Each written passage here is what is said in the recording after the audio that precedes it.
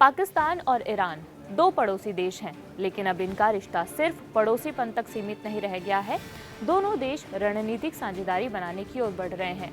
क्या यह सिर्फ बात है या बड़ा बदलाव शुरू हुआ है? आइए समझते हैं। दोनों देश कुछ प्रमुख कारणों की वजह से इस साझेदारी की दिशा में काम कर रहे हैं। दोनों देशों ने हाल ही में वरिष्ठ अधिकारियों के साथ मुलाकात की, जिसमें राजनीतिक, आर्थिक और सुरक्षा सहयोग बढ़ाने पर चर्चा हुई। अली लारिजानी, जो कि ईरान के सुप्रीम नेशनल सिक्योरिटी काउंसिल के सचिव हैं, उन्होंने कहा है कि वर्तमान चरण को पार करते हुए दोनों देशों को नए स्तर की साझेदारी तक जाना चाहिए। इसके पीछे ये समझ है कि क्षेत्र में साझा चुनौतियां जैसे टेररिज्म, सीमाएं, ड्रग्स, अस्थिरता दोनों को प्रभावित करती हैं, इसलिए यह रणनीति मायने रखती है। इसके सिर्फ आर्थिक या राजनीतिक कारण ही नहीं है, सुरक्षा और सीमा प्रबंधन ने इस रिश्ते में नया मोड़ दिया है। पाकिस्तान के गृह मंत्री सैयद मोहसिन नकवी ने कहा है कि दोनों देशों को आतंकवाद, मादक पदार्थों की तस्करी और सीमा पर बेहतर नियंत्रण की दिशा में मिलकर काम करना चाहिए।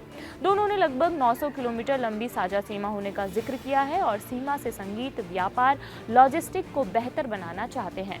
इसमें सिर्फ सुरक्षा ही नहीं बल्कि व्यापार, ऊर्जा, ट्रांसपोर्ट से भी दोनों देश जुड़ना चाहते हैं।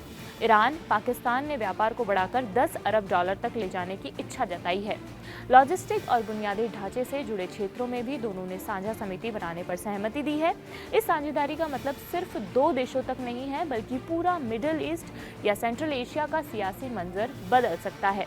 ईरान ने पाकिस्तान, सऊदी अरब के हाल ही में हुए रक्षा समझौते को एक सकारात्मक कदम बताया है, लेकिन साथ ही ये कहा है कि इस क्षेत्र की चुनौतियां साझा है, जैसे कि इजराइल, साझेदारी, अमेरिकी प्रभाव आदि।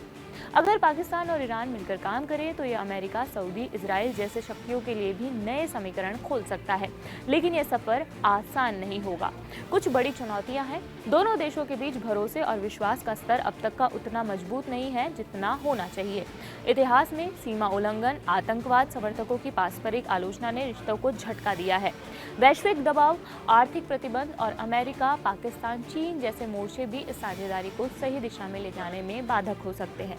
तो ये कहना गलत नहीं होगा कि आज हम एक नए युग के शुरुआत में खड़े हैं, जहां तेहरान और इस्लामाबाद सिर्फ पड़ोसी नहीं बल्कि रणनीतिक साझेदार बनना चाह रहे हैं। इनकी साझेदारी में राजनीति, सुरक्षा, अर्थव्यवस्था सभी शामिल हैं। यदि यह साझेदारी सफल हुई तो यह न सिर्फ दो देशों बल्कि पूरे क्षेत्र के लिए बदलाव ला सकती है।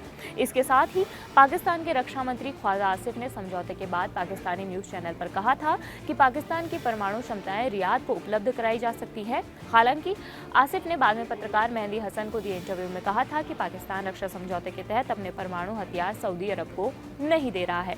इस खबर में फिलहाल इतना ही। आपको ये खबर कैसी लगी हमें कमेंट बॉक्स में बताइए। मेरा नाम मनीषा है और देखते रहिए कड़क। शुक्रिया।